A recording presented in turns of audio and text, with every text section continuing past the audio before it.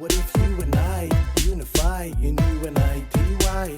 What if you and I unify in you and I TY? What if you and I unify in you and I TY? Hey, what's going on, people? You're watching TLDTV. We're locked into the Unity sessions right now. I'm joined today by the main man, the Scouse, Jamie Broad. How you doing over there? Yeah, I'm good, lad. Thank you very much. I'm doing well. How are you? You all right? Yeah, man. I'm good. Looking Thank you forward for to having being me. called lad for the next half an hour. Yeah, man. All good over here. And yo, the first thing I have to say, jumping straight in, is I just have to thank you, man, because I think what was I listening to? I was listening to a track called I Like You that you did a little while back. I've been searching for like musical inspiration for like a while, like no lie. I've just been like really like uninspired, just in terms of, you know, not necessarily even like a gospel perspective, just the whole, like I just feel like I've heard every song already. Like, I don't know if you've ever been in that headspace.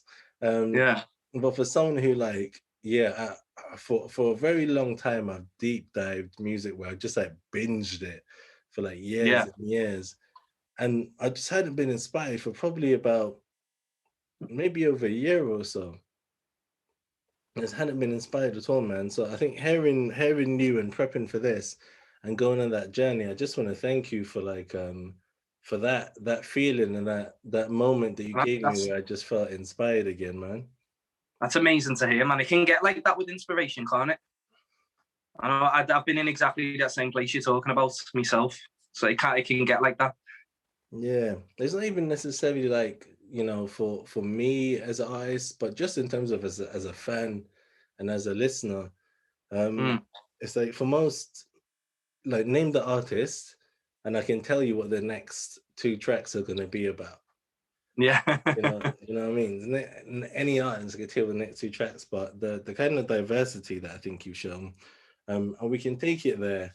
I want to start from probably about 8 years or so back.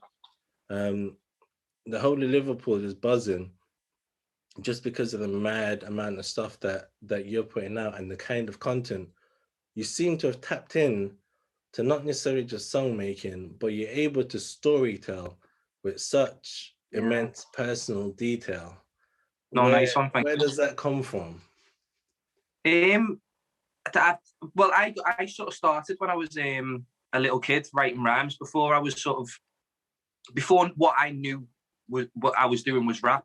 I was writing stories, and then I used to kind of like try and make them rhyme or turn them into like, you know, I didn't know what rap was. I sort of grew up, you know, with rap being on in the background in my house, but I wasn't conscious of, you know, this thing is rapping or how to do it.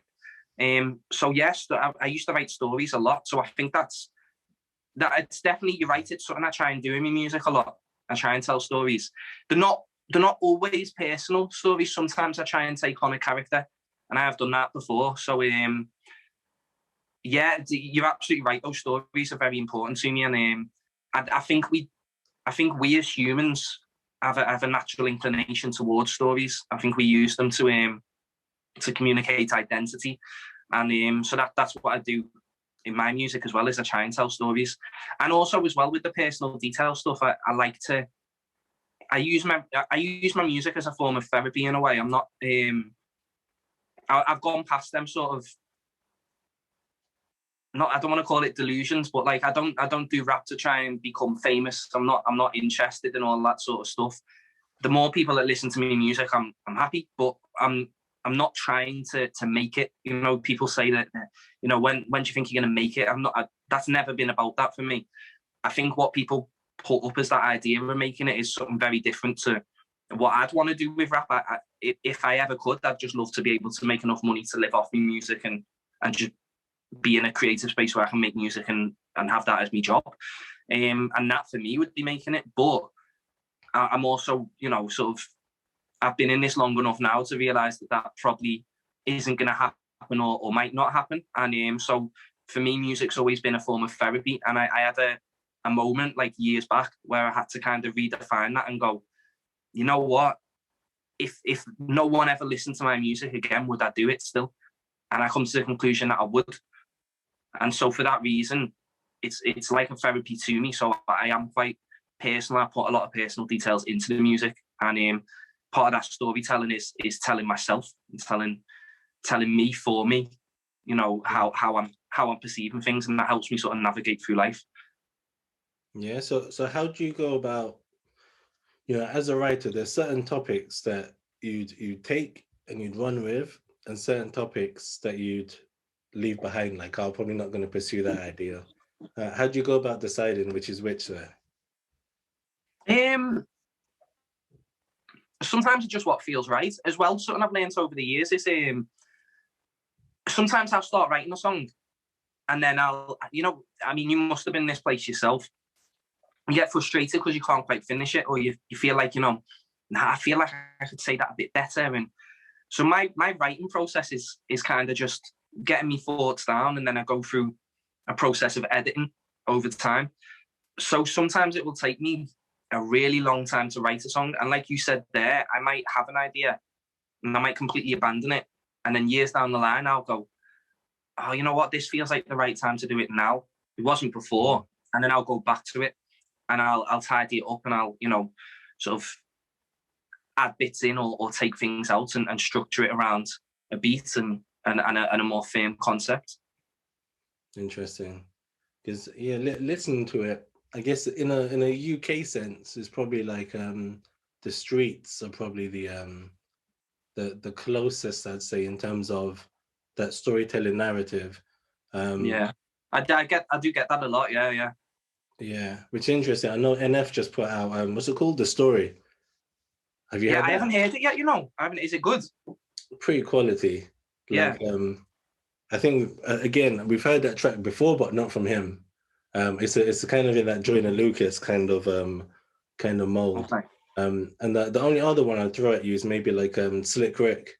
I don't know if you ever dealt with VHS. Yeah. The classic storyteller, man. He's so good, Slick Rick, isn't he? Yeah, Uncle Ricky. Yeah, so it's really quality stuff. But I guess what made me wonder was I'm looking at a track like A Nice Cup of Tea.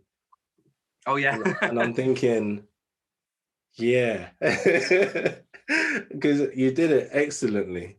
But I'm just trying to get inside of the mind space of this is what I'm going to run with. I'm going to do a track about the vibes around making a cup of tea. So what was the kind of thought process there? I think there was a lot of levels of thought that went into that song, and so, some of it's quite, you know, deep and meaningful, and some of it's really surface level and, you know, just mundane. And at its basis level, what I kind of done was just went, you know, I really like tea, and it'd become a bit of a joke between me and my friends when I go to shows, and, you know, you'd ask for your rider or whatever. I'd put a cup of tea on there, and I'd always, you know, go to shows and I'd have like a cup of tea before I'd go on stage. It became like a bit of a, you know, running joke kind of thing. And yeah, I just, like, I used to brag that, like, I made the perfect cup of tea. So I thought, I just thought I'd write a little rule book for everyone for how to make a cup of tea. And then on a deeper level, you know, and sometimes, like, sometimes I'm hesitant to share these sorts of things because I don't want to sound pretentious, you know what I mean? But also then the other layer to writing that song was the idea of mindfulness. And you know, at the time when I was writing it, I'd just finished studying sort of inter-monastic traditions between sort of Christian monastic traditions and Buddhist monastic traditions, and this idea of, you know, I was looking for sort of similarities and differences, and that it was part of my uni course. And this idea of mindfulness really stuck out at me, and this idea of, you know, really rooting yourself in a moment and being present in it. And so I took this mundane thing of making a cup of tea and, you know, applied that concept to it, breaking down every detail and the thought process that come along with it. And so that's the more, depends who I'm talking to. Sometimes I'll give the pretentious answer, sometimes I'll give the, but with you, I feel like I can give both. Yeah, do it, man. Like, honestly, it's never going to be perceived that way, because there's a scale where, yeah, I think artistry-wise, there's a scale from things being God-given, where, you know, I've heard people say, you know, I was either praying or at one moment I was in a car park, God placed this on my heart, these words, and I just went straight to the studio and wrote them. I've heard people say I was in a dream. Like, you know, I've been in situations where I've been asleep. I wrote a rap in my sleep that's so hard. It's like when I woke up, I'm like, let me write this down quickly in the middle of the night before I forget it. Then I go back to bed. Like, the scale it's just consciousness, isn't it? And it exists on so many levels, man. So yeah, definitely we can take that there because it's so well put together. If I were to say something to fill 3 minutes about a cup of tea, that's a challenge right there, man. And also to do it well is a whole other kind of sphere of creativity. I think something else I've done in that song as well. I don't know if you noticed, but at the end of the song, I think it's more obvious in the video because the visuals actually show it. But I don't take the tea bag out, and that was kind of almost like a little practical joke thing of it. I was thinking if someone goes along and actually follows these instructions, they'll get to the end, and you know that bit where you're drinking a cup of tea and you get the tea bag like splashes down on your face or whatever. So it's meant to be like a bit of a practical joke on that level as well. Because again, obviously the song, as I said, was like at its purest level was just about like kind of messing around with friends and being like, nah, I'll write the perfect song about a cup of tea. You're gonna end up with the tea bag on your face, you know what I mean? But as well, like it was this kind of this bitter sort of, you know, ending sometimes that can come with things, and also the sort of play on the idea of mindfulness and being that mindful that you actually forget the most simple thing, which is that at the end of the process you got to take the tea bag out. So I don't know. Sometimes I feel like I overthink things when I'm writing. But this is what I think leads me to that next stage where now I have to ask you, when did it start feeling easy?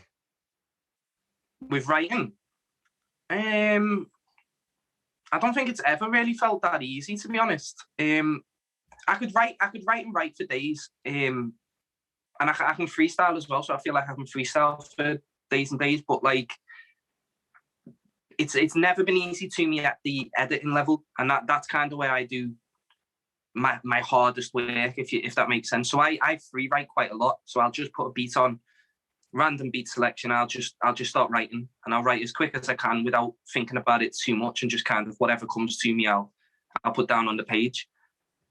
The writing bit for me that's never been easy is then turning them into songs, taking bits of it, building on the bits that I've got, and creating actual music. Because I think there's a difference between just rapping and making songs and making music. I know, and I've come up around very talented rappers, and some of them can't write a hook. Yeah. And so for me, it's like, well, that you're a good rapper, but you might not necessarily be a good artist, and I think there is a distinction between the two. So yeah, that I've always been conscious that I don't want to just be a rapper. I want to make music. I want to make songs. Interesting. Yeah. I mean, I want to do both. I want to do both, really. But like, you know, I'm aware that I want things that people can go back to. Do you know what I mean? Like that cup of tea thing. That's why I want a theme where someone can go back to and go, oh, do you remember this song, or this is about that? Yeah. I say that sits there. What's it? Knock a Door Dash sits in a similar place culturally as well. How did the whole Everton Scousers on Wembley Way ode come about? Yeah, so what do you call it, by the way, down south? Is it Knock a Door Dash, as you say? Because I've got a mate who was from London. He said it's Knockdown Ginger. Yeah, Knockdown Ginger is called. Is that right? Yeah. Yeah. Knockdown. I don't bunch know. Of redhead people running around, terrified. Knocked down. Yeah, it can have all sorts of connotations, but yeah, Knockdown Ginger, we call it around these sides. I've heard there's a few names for it. It's like a worldwide game, which is different. In it, yeah. Well, not Knock and Run, I've heard someone say as well. Knock and Run. But yeah, when I was growing up, it was Knock a Door Dash. But it's that thing where you knock on someone's door, and then when they come to the door, you all run away, don't you? And yeah, so basically, I wrote that Knock a Door Dash tune just about like childhood memories growing up, and you know the things you remember. And I was really just playing on the idea of nostalgia, and I was at an age where nostalgia was really important to me, and I suppose I still am. I don't know if it's something generational. Like I'm 32 now, and I feel like my people around my age and in my generation seem to really, you know, treasure nostalgia in a way that I can't perceive other generations doing. But maybe that's just because I'm only viewing it through my eyes and my experiences. So yeah, I wrote the song about just sort of, you know, childhood memories and all that. I released it and it got a really good response. And then I think within a week of it being out, someone from LFC TV contacted me and said, you know, we heard it, we really like it.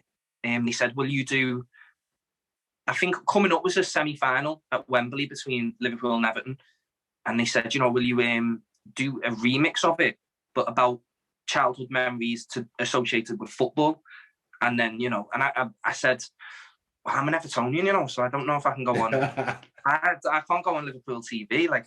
And they were like, no. I was like, I can't pretend like that I've grown up watching Liverpool. I haven't grown up watching Liverpool. I've grown up watching Everton. I can't pretend. And they were like, no, don't worry. Just, you know, Derby Day memories. You say you're an Evertonian in the song, it's fine. So I did, and I was thinking, oh, I'm gonna get ripped apart by all the Liverpool fans here.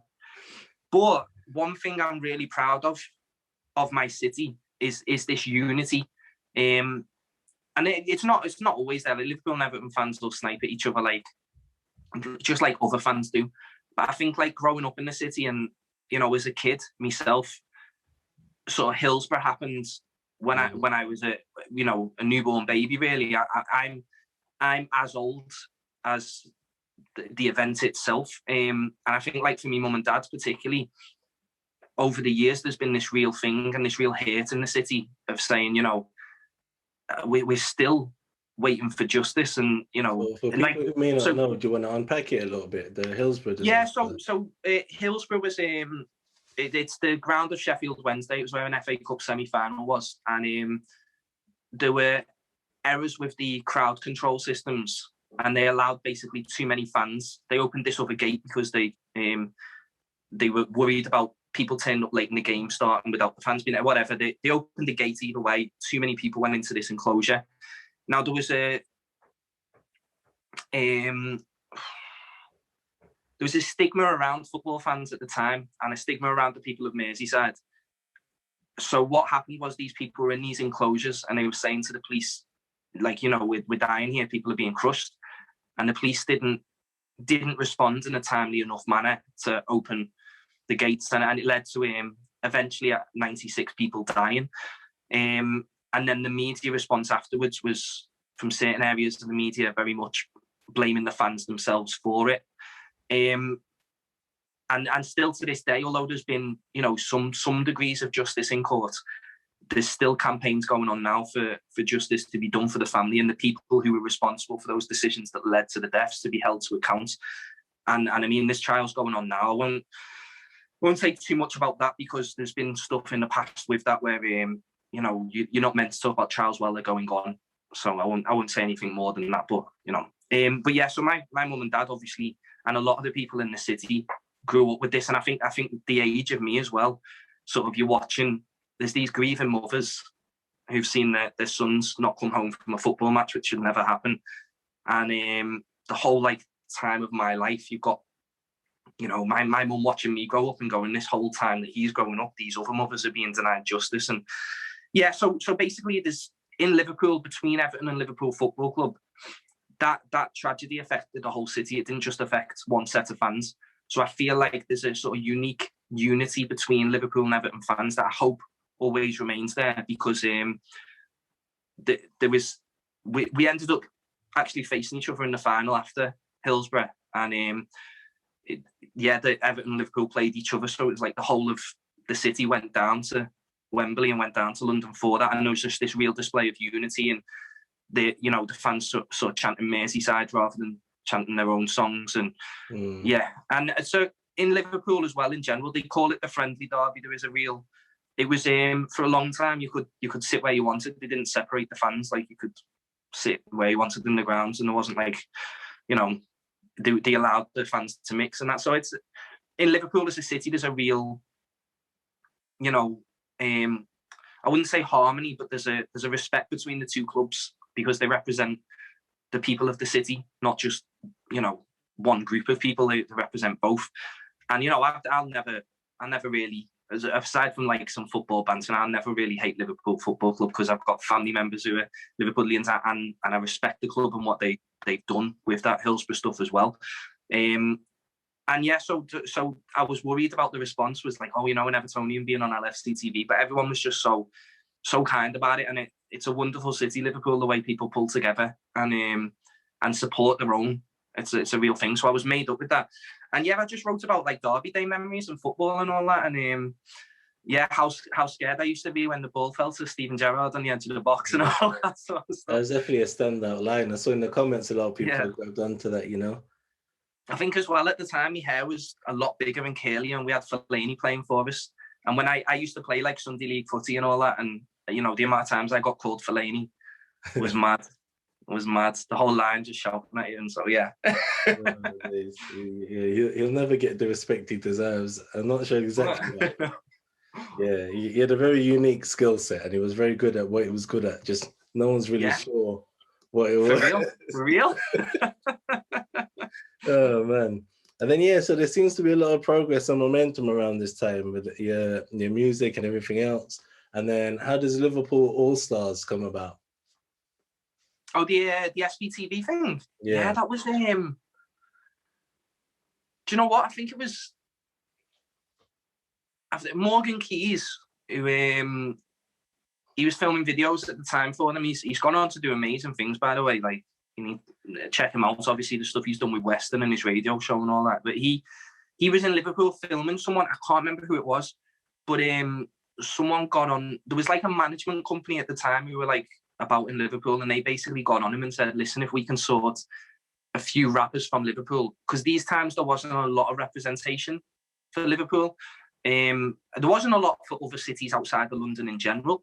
And he said, you know, if we can get together. So I think it was one of them really rush jobs where like someone called me and said, do you want to jump on this tune? You just need 8 bars, you know, get down to the studio within an hour kind of thing. And so I did. And then we filmed it the next day.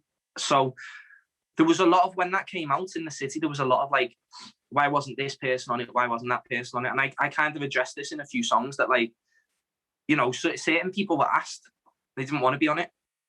And then, you know, other people weren't on it because they weren't asked. But like, I don't think the individuals on the song really had any control over that. I didn't know until I turned up to the video shoot who was on the song and who wasn't. But, you know, it was SBTV in Liverpool, and it was a chance to get on that platform. And at the time in Liverpool, there wasn't a lot of space for that. So I just jumped at the opportunity. And then I got together with Morgan to record my own video as well on SBTV after that, based off obviously just meeting him that day. So yeah, it was the track received kind of a mixed reception. It's not my favorite track, if I'm honest. Obviously with more time it would have been a better song, but it was kind of put together quite quickly. But it was a good showcase for certain people. And you know what, some of them people on that song got on to do great things, and there were people who weren't on it, but the ones who weren't on it, who have gone on to have good careers anyway, they didn't really miss out. They've smashed it. The talent will always rise to the top anyway. And I think as well, the name Liverpool All Stars rubbed some people up the wrong way, because they assumed that it was the people on it saying, you know, we're the All Stars of Liverpool. That was just a decision made by SBTV. I mean, we didn't have, as I said, it was rushed together quickly. What else do you call it when it's a bunch of people from Liverpool who don't really know each other that well, who've just come together to make a quick track? So, yeah. Personally, I think like Liverpool All Stars is a much better name than some people who were able to get that we had a connection to from Liverpool. Like, it rings better as a title. Okay. But yeah, man, it was a fun day as well, and it was good. Yeah, it was a good experience. But yeah, like you said, momentum was building for me at that time, and then I got not too late. Oh no, actually, yeah, I signed to a management company at that point when I did that video, and you know, based off the back of the Wembley Way thing with Liverpool TV, and you know, the nice cup of tea and Knock the Door Dash doing well, and that I was doing well. The momentum was building at that point. Yeah. Do you feel like there was a kind of shift after that, or? Hello? Yeah. So. Sorry, I think I lost the connection for a little second there. Sorry. Yeah, I was just saying. Do you feel like there was a shift after that in terms of either your approach or your your music? Yeah, I think. Do you know what it was like? Probably looking back on it in hindsight now, I think the management thing probably come at the wrong time for me in terms of I just wasn't quite ready to capitalize on it. I didn't have new material planned, and then there was a couple of things that happened in with the management thing. You know, mistakes on my part as well as on theirs. I'm not going to put all the blame on their part, but like it was stuff like where it was like, you know, say someone wanted to book me for a show, because I was doing a lot of shows at that time. I think in like them times, like 2014 or something, I think I'd done like, I counted it up because I keep a note of all the shows I do, and I counted it up and I'd done something like I think it's 40 something shows in a year, which is like nearly one a week. And I was like, that's mad. And you know, I was traveling around the country doing it, and so people were getting on me for like, you know, say someone gets on me and says that like you know, I want to book you for a show, and I have a relationship with that person, and then I'm going, oh, okay, so this is meant to go through my management now, can you contact this person instead? And it looked away like I thought, like I was trying to be like a diva or something, but what I was trying to respect the position of the management and the fact that they'd come in to help me handle the sort of organisation side of it, so I could concentrate just on the writing, because it was getting too much for me to manage both. But obviously that kind of like made some relationships get a little bit more like frayed, and then it was things like reaching out to like producers and stuff, and you know, the management wanted to do it, but I was like, okay. But then I think again, like if you're just a beat maker and you're sitting at home and someone contacts you and it's like, you know, I'm the manager representing this artist, like you'd rather just speak to the artist, wouldn't you? So I don't know, it just didn't quite work basically. And I was like, in my personal life, I was having, you know, some not issues at that point, but I was going through some life things. So I was leading up to being married. I'd been engaged. I was like, my wedding was approaching. So I was trying to like find a house for me and my wife to live in. We were like looking for a house. So we got somewhere to rent, and then obviously the planning the wedding and all that. And I was moving jobs as well, because I needed like to save a bit more money than what I was getting. And yeah, so it was kind of a stressful period where it's like the management thing just kind of didn't work out. And I suppose I was a little bit disillusioned with music for a bit after that, for a couple of years. And I definitely lost some momentum in terms of like the traction I was gaining. There was like people who were interested in the music who just kind of dropped off. And as well, especially, I feel like ever since that point, I'm not an up and coming rapper anymore. It's like I had my shot, it didn't quite happen, so I'm not up and coming anymore. So like certain things that I could get put on, I won't, because I'm not up and coming anymore.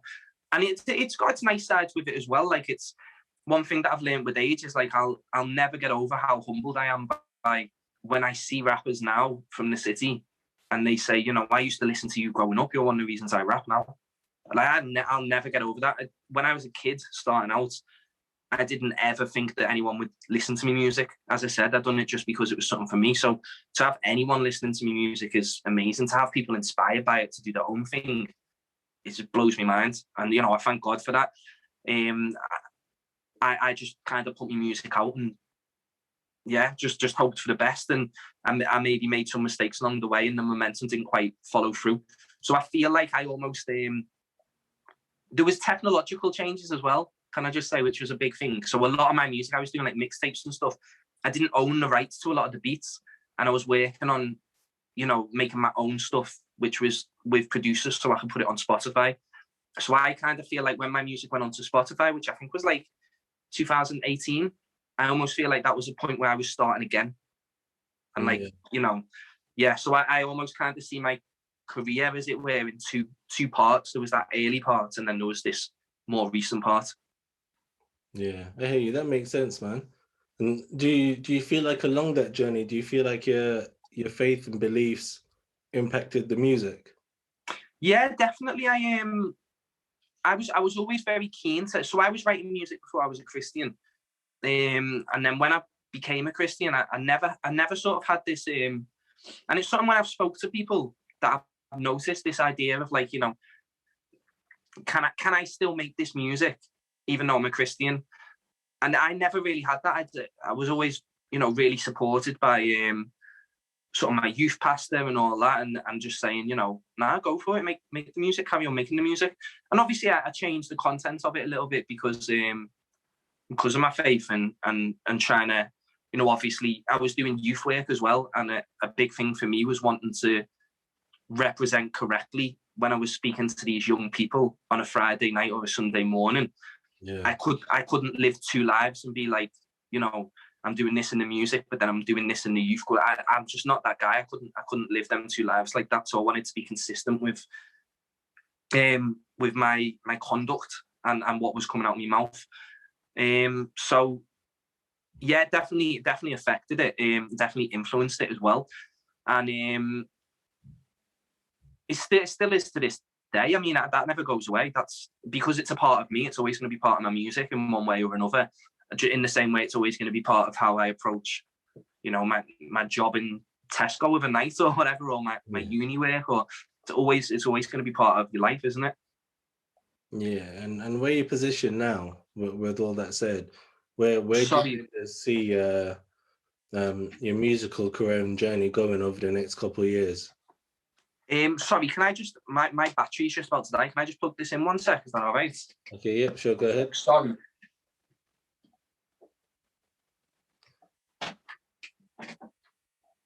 Yeah, that's fine, no worries.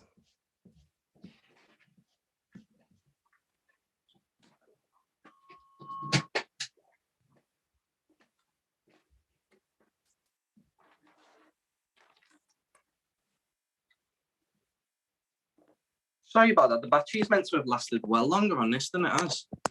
Yeah, that's all good, man. I know Zoom kind of can make it run through a bit quicker. Yeah, it seems to have just like drained away quick. I'll just check it's charging. Yeah, sweet. Sorry, so what was it you said? Yeah, I'll just scoot back in. Yeah. So in terms of like where you're at now, and in terms of your musical journey, where do you see yourself heading over the next couple of years? At this point, it's more of I wouldn't say a hobby, but like I'm just kind of doing it for fun. Like if something was to happen with my music and it was to blow up, I'd be made up. But I'm not sort of actively pursuing it in that way. I'm just seeing it as something that, you know, I enjoy, and I'm really blessed that I've got people who want to hear my music. So I'll forever be making it for those people who want to hear it. And it's nice when you hear people, you know, kind of saying, when have you got new music coming out, because they want to hear it. So yeah, I kind of just see it like that. I'm not really putting any pressure on it, and I haven't really got an I don't want to say ego, but I haven't really got approach to it in the sense of you know, trying to make it or trying to do something with it. I'm just enjoying it really, and just trying to find the joy in doing it. Yeah, that's cool. So I've got stuff in the pipeline, like ready to record, and you know, things like that. Yeah, I'm in the studio tonight actually as well. So nice. Yeah, I've got songs there ready, and you know, some visuals and stuff like that. And I don't really put any pressure now on, like, you know, trying to plan out when to release it or anything like that. I'm just gonna enjoy it, just enjoy the process, man. Yeah, I think we'll definitely be enjoying it with you as well, man, because definitely a lot of quality stuff there, so I'm looking forward to it. I'm a fan. Nice one. Thanks, bro. Thank you. Yeah, means a lot. Actually, I always like to just end with what can people pray for on your behalf? What could people pray for into your life? On my life personally, Mm-hmm. I think. Well, I'm in uni at the moment, so I'm doing my PhD, which is obviously very time consuming. So yeah, just time management, I suppose, is the big thing. Just I feel like I'm very strict with my time, and I try to manage my time as best I can, but I can always do better. And also the time management to just, you know, find the time to not neglect the important things in life, because obviously the studies are important, but you know, my wife's important as well, and you know, friends and family and spending time with God's important as well. So it's just finding the time management and getting that balance right. Do you know what I mean? Yeah, hey, 100%, man. So yeah, you've been watching TLDTV, the Unity sessions. We've been joined by Jamie Broad. Definitely check him out, see what he's up to. If you're into quality storytelling, you're gonna love this guy. So check him out. Till next time.